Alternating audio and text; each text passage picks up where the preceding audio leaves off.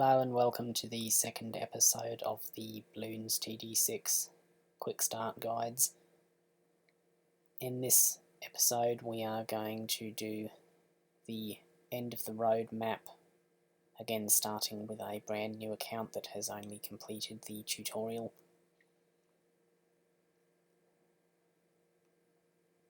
The aim of this game is simply to show how it is possible to complete even some of the harder beginner maps without any investment in tower upgrades or any other stuff before starting it.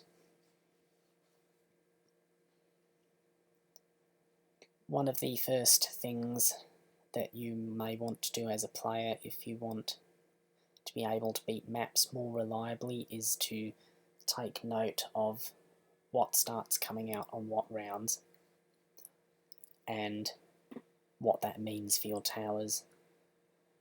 For example, as a player who's been playing for a while, I can remember easily that on round 25s your first purples led balloons on 28, camos on 24, 33, 37, 42, MOAB on 40, camo purples on 45, 48, camo leads on 59, BFB on 60, ceramic clusters on 63, 76, 78. We'll also note that 76 is Regrows ceramics and 78 has a camo ceramic cluster. On 75 you'll get a whole bunch of BFBs and MOABs coming out. One of the first rounds with a lot of blimps. The ZOMG comes on 80, DDTs on 90, 93, 95, fortified DDTs on 99, and the BAD, or the Bad Purple Blimp, on round 100. That might sound like quite a lot to remember at first, and you don't really have to remember it, but if you play for a while you'll get used to that and probably start to remember these things, or at least enough of them that you shouldn't have too much trouble. It's not so much to remember everything on all rounds, but rather you just want to have a reasonable idea when the first of anything particularly serious of its type comes up so that you can plan against it. For example, since I'm just starting out here, camo balloons can be a bit of a problem, which is why I'm using these snipers, because I don't have a village or a reactor unlocked yet. The monkey village has the mid-path upgrade, which lets all towers in range see camo balloons, and the reactor sub tier 4 on top path has a effect which permanently decamos any camo balloons that appear in range of it. So either of these upgrades can effectively make camos a non-issue for the entire rest of the game. With leads, you just need anything that can pop the lead layer, such as the red hot boomerangs I've got there, or the hot shot I just bought on those boats. For purples, you need anything sharp, type, or, well, anything that's not a plasma magic kind of thing. So, yeah, Quincy or the boats or the subs or darts, boomerangs, most things pop purples, so you usually don't have to worry about them. As you can see there, my camo defence is a bit weak due to lacking those upgrades. For the blimps, such as the blue ones you see here, the mobs, they basically just need a lot of damage to pop. For the camo leads, you need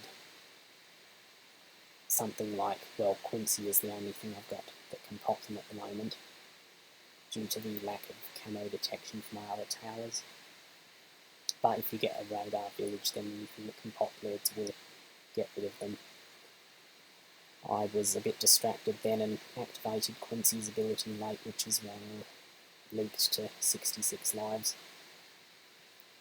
This kind of goes to show you do need to pay attention when you're playing, especially if it's harder stuff, but even if it's a bit harder stuff, it's not that hard as long as you're keeping a bit of an eye on it.